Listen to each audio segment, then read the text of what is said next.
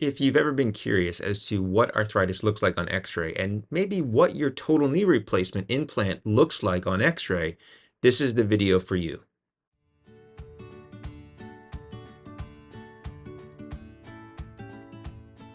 Hello and welcome back to the channel. In today's video, I'm going to do something a little different. I'm going to cover X-rays and what arthritis looks like and what a knee replacement actually looks like on X-ray. And be sure to stick around to the very end because I have a really important tip for you. So to jump right into it, when we talk about X-rays, we're looking at the spaces between the bones, and you need to be standing, what we call a weight-bearing X-ray. If you're lying down, and this is why even an MRI is not really helpful for arthritis because you're lying down in the tube. But when you stand up, we can see the amount of joint space remaining, and we can see your alignment. Now, in the thigh bone, shin bone area, there's cartilage that caps the end of the thigh bone, and there's cartilage that caps the top of the shin bone, and there's a meniscus cartilage in between in a normal knee. And this particular X-ray that you're seeing here is a very normal-looking knee. I don't see too many normal-looking knees in my office, but this is a fairly normal-looking knee. And over time, you can lose some of that cartilage. Typically, you tear a meniscus, and then over time, you develop arthritis. And in this particular X-ray, you're looking at mild arthritis, where you can see on the inside part of the knee, that space is a little bit narrowed, but there's still space. Now, over time, people will develop more severe arthritis. This is what you might hear is referred to as bone-on-bone arthritis. And you can develop bone-on-bone arthritis in either of the three compartments of the knee. So in this X-ray that I'm showing you here, this person lost all of the cartilage on the inside half of their knee, called the medial compartment. This person would look bow-legged. It's what we term as varus. Now, this next X-ray that you're seeing here, this person lost most of the cartilage on the outside half of their knee, and they got knock-kneed. This is what we call valgus. And then the third compartment of the knee is what we call the patellofemoral joint. This is the articulation between your kneecap and the end of your thigh bone, a groove called the trochlea. And you can see in this particular X-ray series that the one X-ray looks very nice, open space, smooth, symmetric, whereas on the other X-ray, you can see that there's no space between the kneecap and the thigh bone. That is bone-on-bone arthritis.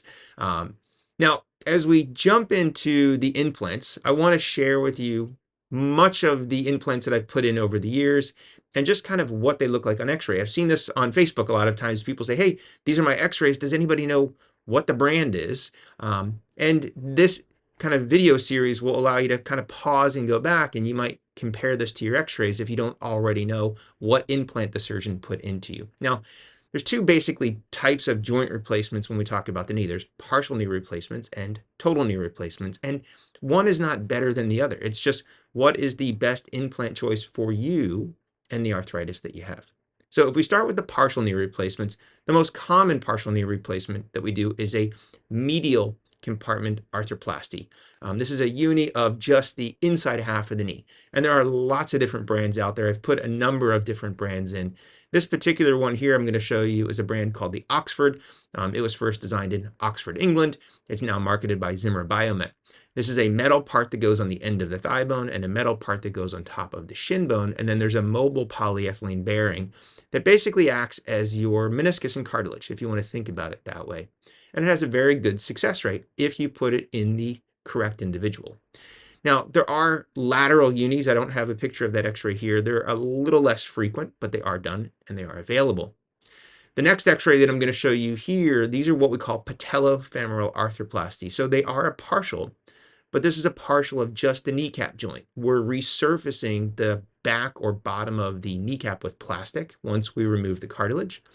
And we're resurfacing that trochlea groove, the end of the thigh bone, with a piece of metal. And that serves as the new bearing surface for someone that had severe kneecap arthritis. Now, this first set of X-rays I'm going to show you, this is a front view of the patellofemoral, the gender patellofemoral by Zimmer. And then you can see here, this is the merchant view where the person had their knees bent and we're shooting the X-rays across the top of the knee. This next view I'm going to show you here is a lateral view or a side view of another brand's patellofemoral. This is called the Avon, made by a company called Stryker. And that sort of summarizes for you what the partials are and what they look like. But more frequently, patients receive a total knee replacement or a full knee replacement. And there are lots of different brands on the market. And I honestly have put in lots of different companies' implants. I cannot say that there is one best. This is a question that I get asked a lot. Honestly, if there was a best, everybody in the world would be putting in that one knee implant. And we don't even know for sports. People ask me sometimes, is there a knee implant for golf? Or is there one for tennis? And the answer is no, that you can use all of these implants for everybody. So in no particular order, what I'm going to show you here first, this is Stryker's knee replacement called the Triathlon. This came around 2006, pretty much when I first started putting it in. Now, all of these implants offer both a press fit, and this is the picture that you see here with the Stryker logo, as well as a cemented version. I've predominantly put in cemented knee, so these x-rays that you're going to see are the cemented versions of these implants.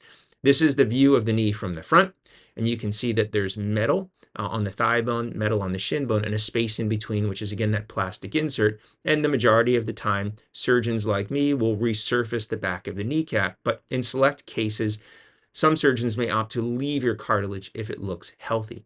This is that same knee implant from the side. And again, you can see that the majority of your bone is there. On that front view, it really looks like we chopped out inches of your bone, but it's more like the letter C that caps the end of the thigh bone. Now, the next company that I'm going to show you is a company called Zimmer Biomet. You may have seen Arnold Schwarzenegger as their new big spokesperson. He has lots of ads out there. Their current knee model is called the Persona. And I've put lots of these in. You're looking here that this is a view of the knees from the front. And again, you're seeing the thigh bone and shin bone. White is the metal. And then sandwiched between there is the plastic insert. And this next view that you're going to see here is the view of that same knee from the side. This is the lateral view. And you can see the similarities to the other knee replacement, the Stryker Triathlon. Now, as we move further, there's another company out there called DePuy. They're a subsidiary of Johnson & Johnson, which you may have heard of. They have a knee called the Attune. And again, both offer it in a press fit version and a cemented version. Now, when this knee first came out, I was putting it in. There were some questions about the base plate, and a lot of us were using the revision implant for the shin bone. So what you see here is the stem at the bottom is a little bit longer and round at the tip. This is the view of the knee from the front, and this is the view of the knee from the side.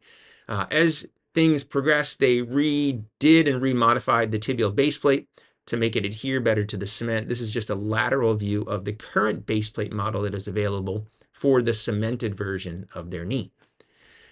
Now, if we move on, there's been discussions of what we call medial pivot knee. So I've put this knee in a number of times. This is a medial pivot knee made by a company called Microport. And the idea is on the medial half or the inside half of your knee, the metal plastic articulation is truly a ball and socket. And their idea and philosophy is it tries to mimic the normal motions of the knee. This is that view of that same knee from the front. And again, white is metal, space in between is the plastic insert, and the Microport Evolution knee from the side view, or what we call the lateral view. Now on this next x-ray I'm going to show you, this is a company called Smith & Nephew. They have two knee options, the Journey and the Genesis, and if you don't know what it is, it's really hard to tell the difference on the x-ray. They look really, really similar. But this is the view of the knee from the front, and you can see that the thigh bone and the shin bone portion, this one has a little bit more of a skinnier but longer stem on the shin bone or tibia, and this is that same knee implant from the side view. Now, one other knee x-ray I'm going to throw in here just for completeness sake. This is a knee I used for a while. This is made by a company called Ascalap. Their subsidiary kind of big company is Braun, which you may have heard of. And I was using this knee for a while because they had this special coating which was supposed to eliminate any leaching of cobalt, chrome, or nickel for patients that had sensitivities or allergies. Now, most companies now offer a nickel-free version, but before a lot of those implants came out, this was an option for me. And this is that view of the knee from the front, and you can see very similar to the other knee implants and that view of the knee from the side. But when you looked at it, because of that certain coating, it had a gold appearance when we put this in. Now, what happens if these knees fail? Or in certain instances, what happens if you have a severe deformity and ligament laxity? We can put in what's called a constrained implant. So all of these knee systems offer a constrained knee where the plastic insert has a larger post that comes up with a metal post to support the plastic insert that gets kind of keyed into a notch to give us control in different planes of motion.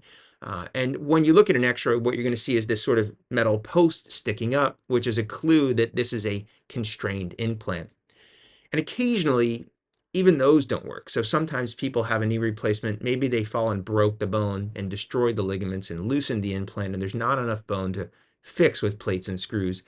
We can do what's called a DFR, or distal femoral replacement. And again, each company has their own DFR option. This is just one particular x-ray of a DFR that I did for a patient that had a knee replacement that then fell and broke the bone, and there was just not enough bone to put the knee back together.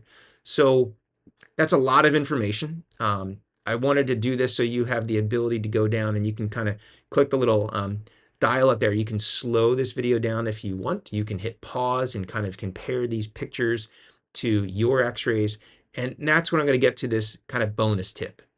What I recommend to my patients is at the end of surgery, and it doesn't have to be immediately, maybe at your 3-month checkup, is get a copy of your implant record and get a copy of your operative report. Now, most of these knees for many patients will last a lifetime. At 20 years, 90% of knee replacements are still perfect.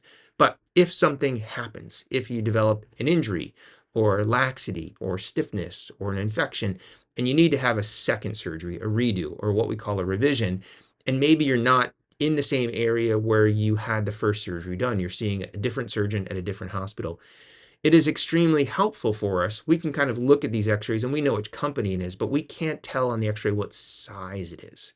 So if you have the implant record, it'll give you a barcode and it'll give you the name of the company and the implant and the size. So let's say you develop laxity of the ligaments, and we now know that you had a 9mm polyethylene insert in there, the plastic insert. We can then prepare to have the size for the shin bone in a thicker size to revise at the time, to make your knee tighter and make it more snug. And maybe you develop an infection and you have to have some of the parts removed. Again, if we know the implants, then we can have those prepared. Otherwise, we bring everything under the kitchen, everything including the kitchen sink to have available. But it's always nice for us and nice for the company and the reps if we kind of know what you have in there. And it's good safety net for you that 20 years down the road, you're living in another part of the country, the hospital where you had the surgery is either closed or they've purged their records. And 20 years down the road, the surgeons might not be as familiar with these models as we are today. So they're looking at it going, I don't know what this is. You go, I have the op note, I have the implant record. And that surgeon is going to be extremely grateful and thankful. And it's going to make that process of having your knee revised a whole lot easier for everybody involved. So again, I really hope you like this information. I hope you found it interesting. Maybe if you want to share with everybody what implant company or design you have in the notes, we can kind of see what the majority of people out there are having put in their knee around the country, or for those of you that are outside the US, around the world. And as always, until next time, I'm Adam Rosen. Thanks again for watching. Until next time, stay safe.